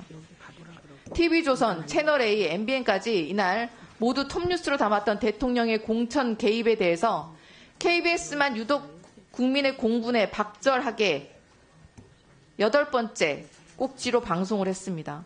게다가 다른 종편들마다 최소 PPT 보시면 이거 방송자 보시죠. 김건희 여사 공천 개입 의혹 뉴스 전체 평균이 12.9건인데 KBS 1.5건, 심지어 TV조선도 11건을 방영을 했습니다. 참 어마어마합니다. 김건희 여사 공천 개입 의혹 제기했을 때 초기에 김영선 전 의원과 명태균 씨가 검찰 압수수색을 받은 26일간 지상파 3사 종편 4사가 모두 12.9건, 근데 1.5건. KBS는 대놓고 눈 감아주는 꼴이 아닙니까? 게다가 국민의 질타를 받자 울며 겨자 먹기로 이제서 단독 보도를 했는데 내용은 참 한심하다 못해 처참할 지경입니다. 11월 12일에 뭘 했는지 아십니까? 단독 톱으로. 명태균을 제쳐놓고 줄기세포 이식을 톱뉴스로 보도합니다. 이날 줄기세포 이식을 다룬 방송사는 그 어디에도 없었습니다. KBS만 유일하게 단독으로 톱뉴스를 올립니다. 이러니 내부에서마저 이게 뉴스가 맞냐, 그야말로 후지다, 이런 질타만 터져나오는 것이 아닙니까? 줄기세포 이식이 국정농단보다 중요한 상황입니까? 14일 단독 보도는 더 처량합니다. 명태균이 영장 청구 다음날 김건희 여사에게 연락했지만 김 여사는 답하지 않았다. 이러니 김건희 브로드캐스팅 얘기가 나오고 윤비어청가 방송으로 전락했다는 거 아닙니까? 그런데 참 우습게도 이재명 당대표나 야당에 대한 부정보도는 정반대로 늘 톱뉴스를 다 차지하고 있습니다. 마치 보도의 가치를 중립적으로 판단하는 것처럼 말하고 있지만 행간에 드러난 속뜻은 전혀 다르지 않습니까? 국민이 아무것도 모르신 줄 아십니까? 이렇게 노골적으로 땡뉴 뉴스를 반복하는데 모를 것 같아요? 이러니까 신뢰도만 급락하는 것이 아닙니까? 이런데도 김건희 브로드캐스팅이 아니에요? 국민의 방송 KBS를 정권의 애완견으로 전락시키는데 선봉장 역할을 하고 있는 후보자, 최소한의 양심이라도 있으면 부끄러운 줄 아셔야 합니다. KBS 노조 구성원들의 95%가 후보자에 대해서 사장으로는 부적합하고 사장으로 낙점받은 이유에 대해서는 파우치 대담으로 김건희 여사에게 꼬리를 쳤기 때문이다 라고 답변하고 있습니다. 이거에 대해서 어떻게 생각하십니까? 동의하지 않습니다. 지금은 그러시겠죠. 지금은 윤석열 대통령이 사장으로 임명을 어떻게 됐든 강행할 것이기 때문에 아무 말이나 내뱉을 수 있을 것입니다. 그런데 그 권력 오래가지 않을 것입니다. 박장범의 행동과 말 하나하나가 국민이 결국 국정농단의 부역자로 함께 심판할 것임을 두려워하시기 바랍니다. 이상입니다. 그 국세청에 확인해 보니까 5년치까지만 환수한다고 합니다. 그러면 6에서 10년 차를 환수하겠다고 한 건 어떤 방법으로 하실 건가요? 일단 국세청에서 액수가 나오면 그 방법을 고민해 보겠습니다. 액수가 안 나오죠. 대상이 아니니까. 절차를 진행하겠습니다. 예, 한민수 위원님 질의해 주십시오. 서울 강북을 국회의원 한민수입니다. 2024년 2월 7일 윤석열 대통령과 박장검 앵커 간의 대담이 이렇게 청문회 주요 이슈가 되는 것은 단순히 녹화를 해가지고 이례적으로 3일 동안 묵혔다가 방송했다. 그걸 넘어서서 당시의 시기와 형식과 내용 모두가 우리 대한민국 국민 절대다수가 받아들이기 쉽지 않은 걸로 채워져 있기 때문에 그렇습니다. 진행이 됐고. 근데 보면은 준비 과정을 들어보니까 대통령실과 KBS 모두 KBS가 제안해서 모든 결정권을 쥐고 진행하게 됐다는 답변을 받았습니다. 도무지 상식적으로 상황적으로 쉽게 받아들일 수 없는 답변입니다. 후보자는 2024년 2월 7일 전후로 대통령을 둘러싼 주요 현안들이 어떤 거 있었는지 기억이 납니까? 그 직전에 11월 27일 김건희 여사의 그 유명한 명품백 뇌물수수 영상이 공개됐습니다. 파장이 전 국민, 전 국가적 이뤘죠. 모든 국민이 수치스러워했습니다. 저를 포함해서. 입에 담기도 힘든 행태를 봤습니다. 해병대원 순직 사건 지금까지도 밝혀지지 않고 있어요. 대통령의 경로로 박정훈 대령이 항명죄로 수사를 받고 재판을 받는 이런 의혹들이 일고 있을 때였습니다.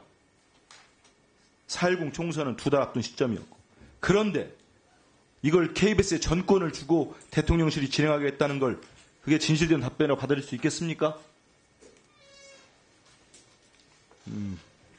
지금까지 보면은 대담자는 진행, 질문 방식, 형식, 선정 과정을 묻는 질문에 대해서 방송법상 방송 편성 자유와 독립 헌법이 보장하는 언론의 자유 운운하며 답변을 거부했습니다.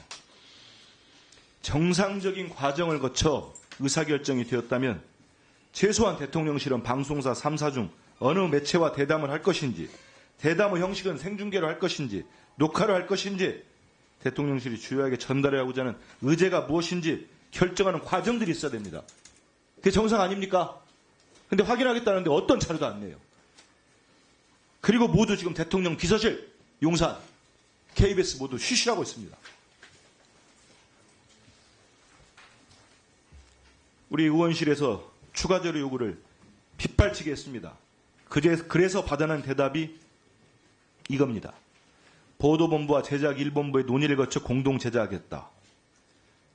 이런 부분이 있는데 당시 박장범 앵커의 직속 상관이자 정상적으로 이 대담의 책임자라 할 수 있는, 제가 좀 전에도 출석을 요구했던 최재현 통합뉴스랑 국장은 자신과 무관하다고 합니다. 답변뿐만 아니고 시청자위원회 효력을 보십시오. 박장범 앵커가 주도해서 했다. 당시만 해도 최재현 국장이 상사인데 후배 직원인 박장범 앵커가 주도해서 했다고 합니다. 공문은 없고 박장범 앵커가 주도해서 했고 이거 밝혀져야 되는 거 아닙니까? 여기에 대해서 답변할 거 있어요? 의원님, 통상 이 보도국장은 뉴스의 책임자입니다. 이건 뉴스와는 별개로 진행된 프로그램입니다. 그래서 통합뉴스는 국장이 이번 대담에는 전혀 같이 안 했다는 얘기입니까? 빨리 확실하게 하세요. 그 다음 질문에서 분명히. 네, 이 프로그램과 통합뉴스룸 국장과는 지시 상에 있지 않습니다. 솔직하게 얘기하는 게 다 좋습니다. 지금 넘어가려고 하는 게 넘어지니까 않습니다. 박상현 KBS 노조본부 본부장님, 잠깐 좀 나와주십시오.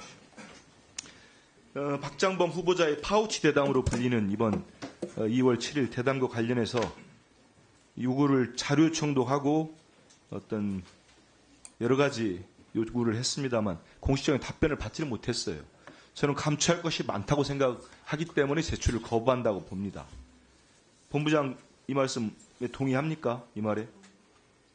네, 대담 진행될 때는 회사 내부에서도 굉장히 불투명한 부분들이 많았었기 때문에 사람들이 좀 의혹을 많이 가지고 있었고요.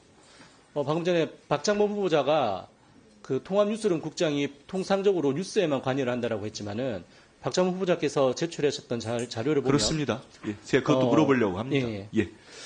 본부장님, 그래서 2019년에 우리가 문재인 대통령 어제 질의에도 나왔습니다마는 송현정 정치부장 진행했던 그 당시 대담과 이 박장범 후보자와 윤석열 대통령의 녹화 파우치 대담 결정적으로 어떤 점에서 달랐다고 보십니까, 우리 본부장께서?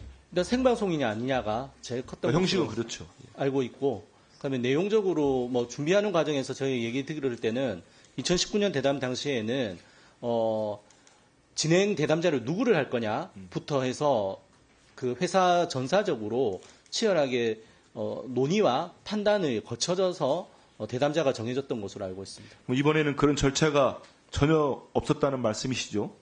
어떻게 되었는지에 대해서는 알려진 바가 없습니다. 그렇죠. 제가 유난히도 이번 파우치 대담이 제작 전 과정이 깜깜이로 진행됐습니다. 그래서 지금 거짓 준술로 저희들이 보고 있는 발언이 수차례 나와서 확인을 하자고 하는데도 확인을 시켜주지 않고 있습니다. 반드시 확인할 부분이라고 생각을 하고 있고요. 그러면 이 과정이 지금 말씀하신 대로 깜깜이로 진행되니까 우리 본부장께서는 과정 전반에 걸쳐서 사내에서 어떤 얘기들이 나왔는지 기억하십니까?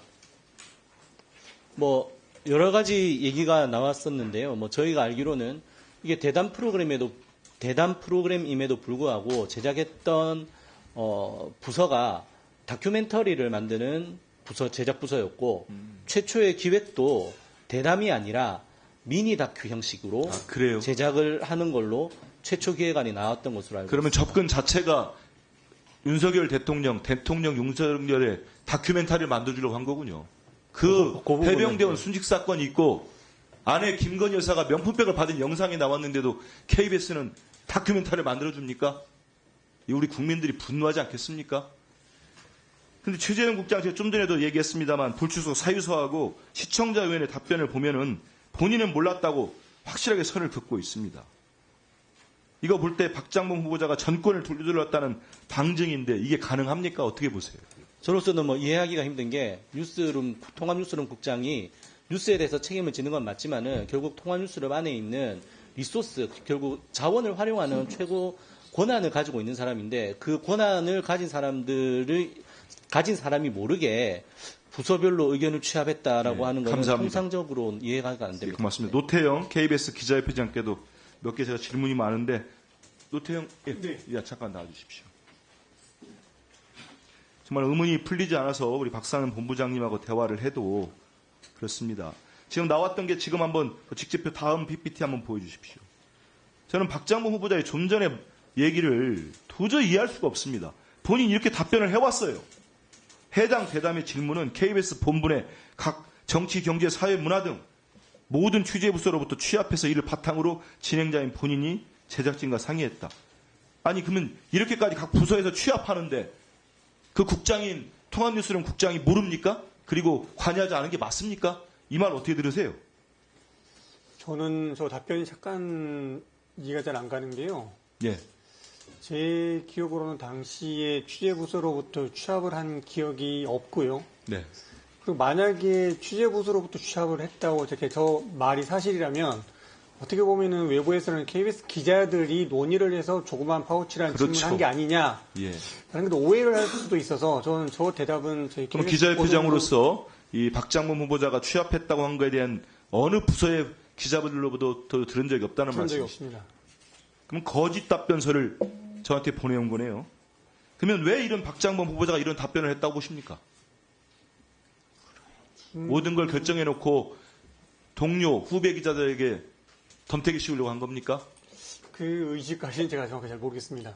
하여튼 저희는 저런 거를 기억이 전혀 없고요. 예. 그 말씀드린 것처럼 아까 저렇게 만약에 저 말대로라면은 KBS 기자 사회에 대한 약간의 좀 큰 오해가 생길 수 있는 좀 문제의 발언이라고 생각합니다. 그 다음 PPT 한번 보여주십시오. 어제 존경하는 정동영 의원님께서 질문하시고 박장범 후보자가 답변한 내용입니다. 존경하는 정동영 의원님도 기자를 오래 하셨는데 이렇게 모든 기수의 선배 후배들이 성명을 내면서 사퇴를 요구하고 부적절성을 비판합니다. 부적절하다 주장을 합니다. 근데 반성을 할 거냐고 물어보니까 반성할 생각이 없다고 합니다. 우리 노태영 기자협회장도 그 기수에 직접 성명서에 올린 걸로 제가 알고 있습니다. 지금 우리 기자분들 그리고 어제 이런 질문에 반성할 내용이 없다고 생각하는 사장 후보자 어떻게 보셨습니까? 기자들은 보통 이제 자기 이름을 걸고 기사를 쓰기 때문에요. 자기 이름에 대한 무게를 누구보다 더 잘 알고 있는 게 기자라고 생각하고요. 그런 기자들이 495명이 자기 이름을 직접 걸고 연명으로 이렇게 빠른 시간에 성명을 했다는 거는 상당히 저도 보기 힘든 이례적인 일이니까 그 무게감을 후보자가 좀 분명히 좀 지켜하셨으면 좋겠습니다. 네, 감사합니다. 예, 오늘 오전 질의는 신성범 위원님, 정동영 위원님까지 진행하겠습니다. 예, 신성범 위원님 질의하십시오. 네, 경남 산청함양거창 합천의 신성범 위원입니다. 후보자께 어제도 계속 이야기했습니다만 우리가 공영방송의 미래에 대해서 지금 현재와 미래에 대해서 굉장히 걱정을 많이 하고 있습니다. 이제 확인된 걸로는 이런 거죠. 일본 NHK만 하다가 일본 방송협회 채널이 몇 개입니까? 총 5개입니다. 지상파 채널이 2개고 위성방송 3개, 라디오도 빼고 5개예요. NHK는 그렇습니다. 근데 수신료가 연간 13만 원 또는 14만 원 정도 돼요. KBS는 연간 3만 원. 자, BBC는 채널이 몇 개냐? 27개입니다. 라디오 또 빼고입니다. BBC 1, 2, 3, 4 계속 나가요. 끊임없이 나온다. 연간 수신료 28만 원 정도입니다. 자, 공산당이 있는 중국은 뭐냐? CCTV. 17개 채널, TV만 17개. 한국에서 보여지는 채널은 CCTV 4, 4. 국제방송을 중국으로 하는 방송. 채널 17개. 수신료는 물론 없겠죠. 거기는 아시는 대로 CCTV 총국장은 공산당의 중앙선전부의 부부장입니다. 이런 국영 또는 공영방송 체제를 갖고 있다는 사실을 좀 다시 한번 더 상기시켜드리고, 이렇게 되면 KBS의 처지는 그런데 보면은 텔레비전 채널이 2개밖에 없죠. 네. 그래서 편성이라 있는데 상당히 어려움이 있어요. 1TV, 2TV를. 그런 건 한계는 있는 건데, 라디오는 몇 개죠? 라디오는 7개입니다. 제가 한번 말씀드려볼게요. 저도 경험으로 아는 건데, 지금 박장범 후보자에 대한 일부의 우려는 뭐 다 아실 테고, 너무 젊다, 경험이 적다, 내지는 또 야당에서 제기하는 정치적 배경의 문제는 별도로 하고, 그나마 지금 기대를 한다면 이런 거잖아요. 나이도 젊고 또 방송만 해왔기 때문에 KBS라는 조직에 새 바람을 불러일으키지 않을까. 난 기대가 좀 있는 건 사실이에요. 그러려면 제가 보기에는 첫째, KBS의 혁신과 활력의 기풍을 불어넣어야 된다. 어디서 출발하느냐. 제가 보기에는 약간의 내부를 바꿔줘야 돼요. 분위기를. 인사를 잘 하셔야 될 테고, 또 하나는 엄숙주의에서 좀 벗어나줘야 돼요. 지금 내부를 보면 조금이라도 문제가 생기거나 정치적 쟁점화가 되면 어떻게 보면은 덮어버리거나 공격해서 그냥 이렇게 하는 건데, 사장님이 되시면 외풍을 막아주겠다는 그 메시지를 조직원들에게 분명히 던져줘야 돼요. 제작진의 자율성을 완벽하게 보장한다. 여기 생기는 문제는 사장이 책임지겠다라고 해줘야 돼요. 무슨 말이냐? 이상희 의원이 지적했지만 아주 재능 있고 발랄한 PD들이 다 빠져나갔잖아요. 그래서 빠져나갈 테고. 왜? 사내 분위기에서 그런 걸 작품을 만들어도 방송이 안 되거나 제작하는 여건이 안 된다고 보기 때문에, 단순한 돈 문제는 아니에요. 그렇게 보면 안 되는 거고. 그래서 저는 KBS 특유의 엄숙주의를 벗어나서 좀 활력 있는 문화를 만들어 달라. 그게 사장이 할 일이다. 그러면 사내에 퍼져 있는 엄숙주의 내지는 한국판 PC주의 비슷한 게 있다. 여기저기 욕 안 먹고 이렇게 하려는 뭐 중간만 가자 이런 사내 분위기를 좀 바꿔달라는 게 중요하다고. 또 하나는 라디오 문제, 라디오. 의외로 KBS가 라디오의 가치를 잘 몰라요. 라디오 PD들에 대한 경시, 그 출신들에 대한 라디오 프로그램의 특성을 전혀 몰라. 사실은 라디오라는 매체야말로 굉장히 중요해요. 미국의 유명한 정치 토크쇼라는 건 다 라디오예요. 물론 국토 차이는 있지만. 이런 점을 잘 보여주셔야 돼요. 지금도 우리 생활에서도 패턴에서도 라디오가 아주 중요한 거예요. 상상력을 더 자극할 수 있는 매체가 라디오라고요. 이 점을 꼭 좀 명심해 주시기 바랍니다. TBS, 교통방송에까지 청취율이 밀리는 것은 곤란한 거예요. 라디오 시대를 열겠다고 선언하세요. 그리고 혹시 박민현 사장님과는 지명되시고 나서 소통을 좀 하셨나요? 네, 직접 뵙지는 않았고요. 카톡으로 소통했습니다. 직접 뵙고 이왕 이래 된 거 좀 소통을 많이 할 필요가 있어요. 박 사장은 뭘 하려고 했는데 어디서 막혔는지 이런 점을 진솔하게 좀 대화하는 게 필요하다고 생각합니다. 왜? KBS를 위해서 전제로 하고 말씀드립니다. 그러니까 사장이 KBS라는 전체 조직의 혁신과 활력을 바람을 불어넣겠다는 각오, 외풍은 막겠다는 거. 외풍에는 정치적 압력, 노조로부터의 압력, 또 제3 언론으로부터의 공격을 다 포함하는 말입니다. 그리고 아주 조직에 오랫동안 배어있는 엄숙주의 내지는 PC주의를 좀 걷어내달라. 라디오에 대한 발상을 전환해달라. 그리고 유튜브 같은 게 굉장히 적다는 것은 부끄러운 일이에요. 지금 BBC가 그렇게 재미가 없습니까? 나는 BBC 보면 재밌어요. 네. 프로그램 재밌다고. 네, 잘 NHK는 약간 엄숙주의에 빠져있지만 BBC는 달라요. 채널이 많기도 해요. 드라마도 하고 뭐 토크쇼도 하고 코미디가 있어요. 코미디. 이런 거. 왜 우리는 엄숙주의에 빠져가고 정치 관련 소재는 하나도 안 다룹니까? 개혁 콘서트 있는 데서. 하라 그러세요. 그리고 우리 오랜만에 나오셨는데 이상요 우리 이사님. 정인으로 나오셨는데 좀 예. 오랜만입니다. 예. 이게 제가 선임 절차를 어차피 야당한테 여쭤볼 거에서 나오시라고 한 것 같은데 10월 23일 날 그러니까 4명이 사장 후보로 지원했고 1명은 건설사 하시던 분은 나가셨고 그 서류전을 통해서 3명이 면접돼서 3명이 된 거죠.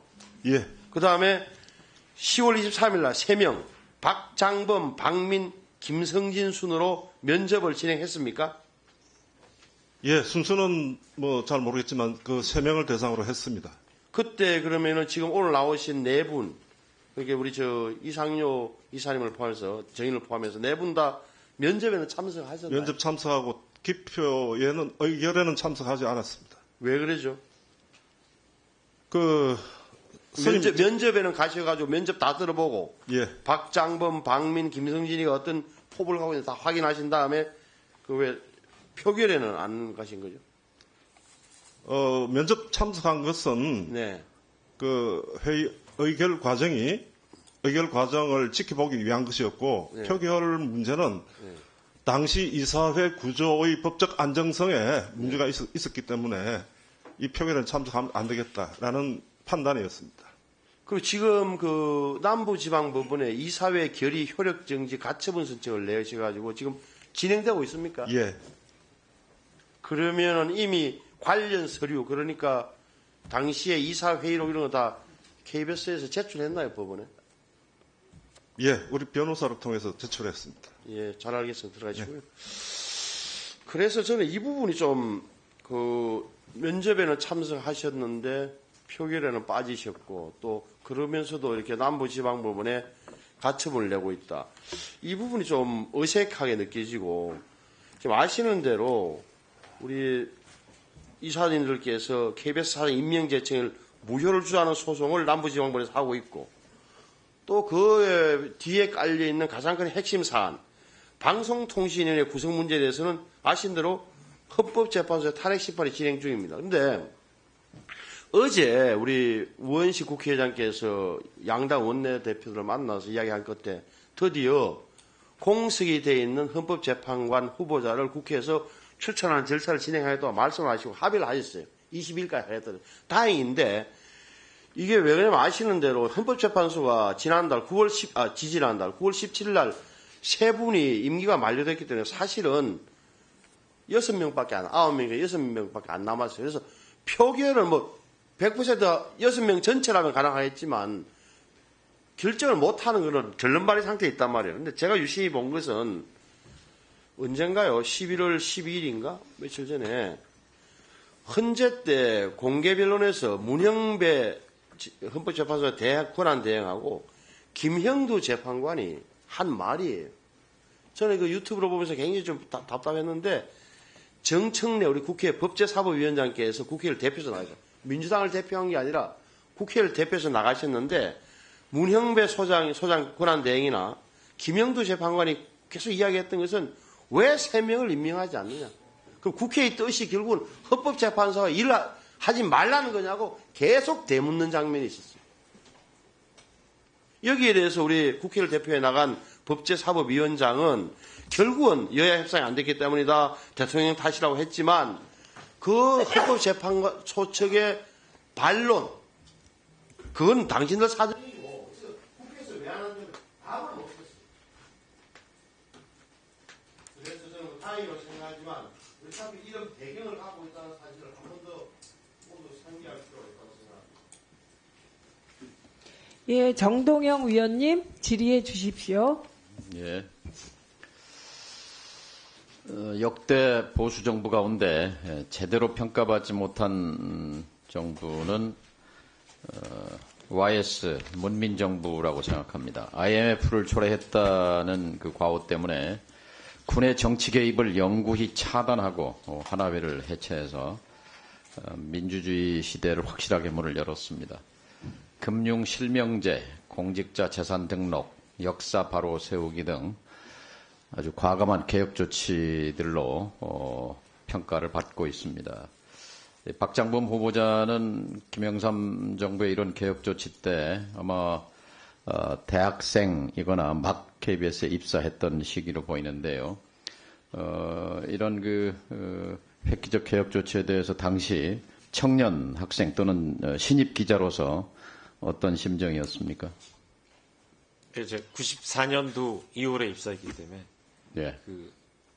예를 들어서 하나회 숙청이라든지 금융실명제 대단한 개혁 조치라고 생각하고 있습니다.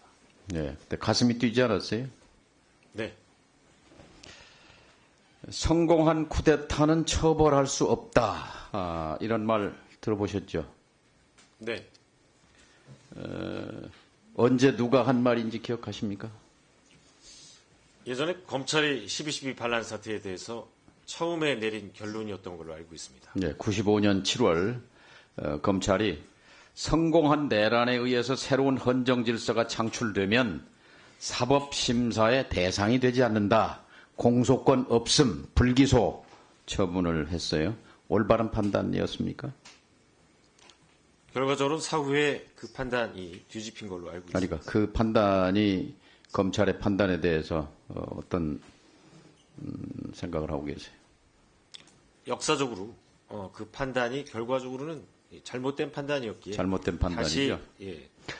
김영삼 대통령은 그 직후에 성공하든 실패하든 쿠데타는 쿠데타다 이렇게 규정하고 전두환 노태우 일당을 법정에 세워서 엄중하게 사형 선고를 포함해서 단죄했습니다. 자, 2024년 올해 7월 31일 방통위는 이진숙, 김태규 두 방통위 구성원으로 MBC 박문진 이사 6명, KBS 이사 7명을 면접도 없이 심의 의결도 없이 추천했습니다. 근데 법원이 제동을 걸었어요. 올해 10월 18일 서울행정법원은 두 사람이 모여서 의결한 것은 위법하니 취소해야 한다. 두 사람의 의결만으로 내린 결정은 의결 정족수 요건을 충족하지 못한다.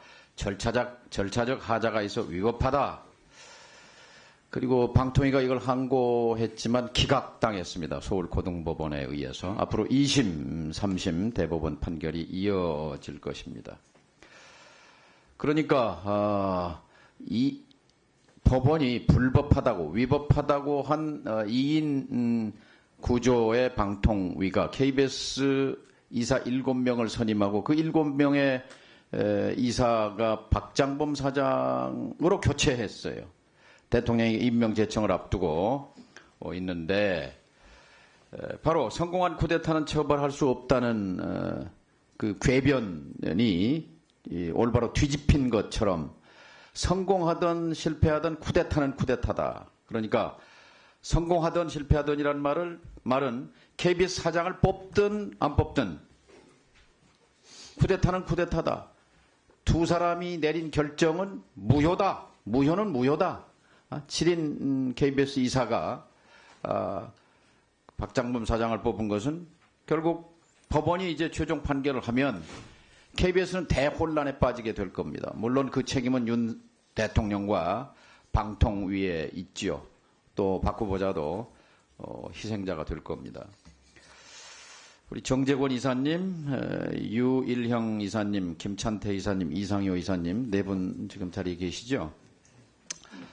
지금 그 박장범 사장 임명 제청 이사회 7명 이사회 의결에 대한 효력 정지 처분 그리고 박장범 사장 후보자에 대한 직무 집행 정지 가처분 신청을 내셨고 지난 13일 1차 신문이 있었죠.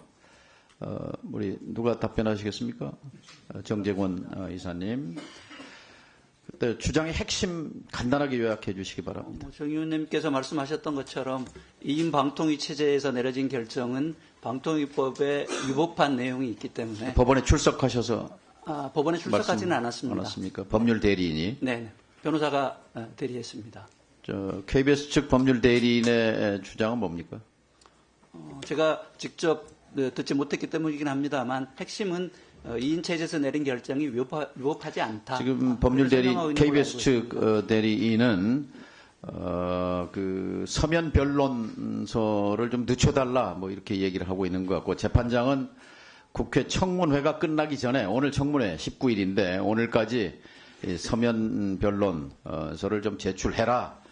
그래야 윤석열 대통령이 임명을 강행하기 전에 법원의 판단이 결정될 것 아니냐 하는 취지 같아요. 그래서 지금 사실 역사적인 순간입니다. 어제 오늘 국회는 지금 박장범 후보자에 대한 청문을 심도 깊게 진행하고 있고 동시에 사법부는 또 4분 야권 추천 이사님들의 그런 가처분 효력정지 처분 신청을 지금 심의하고 있는 굉장히 중요한 순간입니다. 이 상황 어떻게 보세요? 저희들이 바라고 희망하는 상황은 아닙니다만 정 의원께서 말씀하셨던 것처럼 재판부가 오늘 양쪽에 다 추가 변론서를 받았기 때문에 대통령이 사장을 임명하기 전에 현명하고 합리적인 판단을 내려주십사 기대하고 있습니다.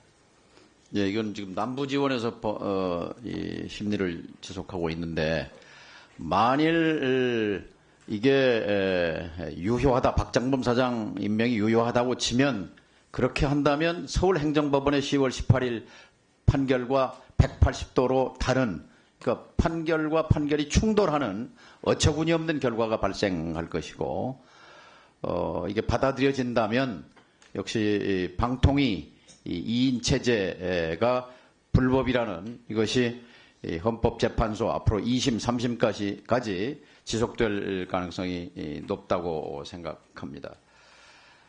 이 판결은 언론자유 후퇴와 그리고 상식의 파괴를 막는 결정적인 법원의 역할이었다고 생각합니다. 국회, 법원, 행정, 입법, 행정, 사법이 입법부는 청문회를 진행하고 있고 사법부는 이 방통위의 결정의 위법성 여부를 지금 결정적으로 판결하고 있고 그리고 이제 윤석열 대통령은 윤석열 대통령에게 촉구합니다. 사법부의 결정이 나올 때까지 박장범 후보자에 대한 임명은 보류돼야 합니다. 청문 절차가 끝나더라도 청문회에서 어떤 보고서가 채택이 되더라도 또 안 되더라도 그 결정은 왜냐하면 입법, 행정, 사법은 당연히 분립입니다. 사법부의 이런 절차는 존중돼야 합니다. 따라서 윤석열 대통령의 임명은 보류돼야 한다 하는 말씀이고 또 하나 공영방송 지배구조에 대한 본질 논의를 시작해야 합니다. 이 정부는 밀어붙이기를 중단해야 합니다. 이미 출로는 막혔습니다. 퇴로도 막혔습니다. 이 상황을 끌고 가는 것은